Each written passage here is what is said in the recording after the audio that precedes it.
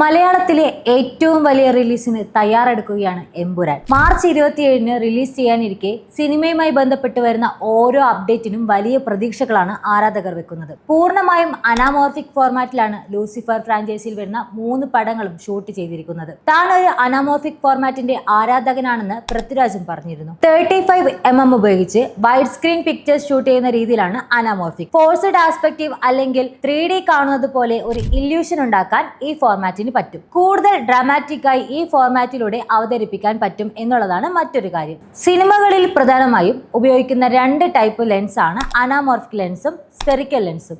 ഇതിൽ ഏതാണ് മികച്ചതെന്നുള്ള ചർച്ചകൾ എപ്പോഴും നടക്കാറുണ്ട്. സ്ഫെറിക്കൽ ലെൻസ് ആണ് പൊതുവെ സംവിധായകർ കൂടുതൽ ഉപയോഗിക്കാറുള്ളത്. താരതമ്യേന ചിലവ് കുറവാണെന്നതുകൊണ്ടും റിയലിസ്റ്റിക് ഫീൽ കൊടുക്കാനും വേണ്ടിയാണത്. അനാമോർഫിക് ലെൻസ് കുറെ കൂടി വൈഡ് ആയിട്ടുള്ള ഇമേജസ് എളുപ്പത്തിൽ ക്യാപ്ചർ ചെയ്യാൻ ഉപയോഗിക്കുന്ന ലെൻസാണ്.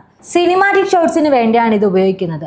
ഒരു പോയറ്റിക് ഫീൽ കൊണ്ടുവരാൻ അനാമോർഫിക്കിന് പറ്റും. കഥാപശ്ചാത്തലവും ഇത് തിരഞ്ഞെടുക്കാൻ ഒരു കാരണമാണ്. വലിയ ഫ്രെയിംസ് കൂടുതലുള്ള കഥയാണെങ്കിൽ അനാമോർഫിക് ആണ് നല്ലത്. ഒരുവിധം ക്യാമറയുടെ സെൻസർ എല്ലാം 4:3 റേഷ്യോ ആണ്.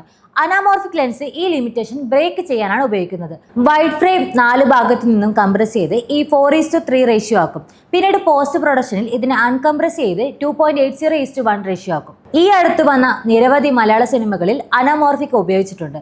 കടുവ, നീലവെളിച്ചം, കള എന്നീ മലയാള സിനിമകളൊക്കെ അനാമോർഫിക് ലെൻസിൽ ഷൂട്ട് ചെയ്തവയാണ്. വൈഡ് സ്ക്രീനിന് വേണ്ടിയുള്ള ലെൻസാണ് അനാമോർഫിക്.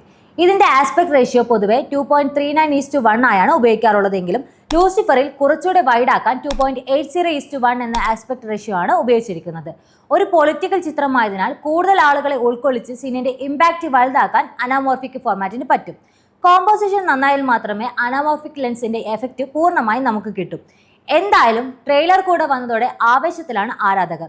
ലാലേട്ടനും പൃഥ്വിരാജും എന്തൊക്കെയാണ് പ്രേക്ഷകർക്കായി കാത്തുവച്ചിരിക്കുന്നതെന്ന് കണ്ടറിയണം.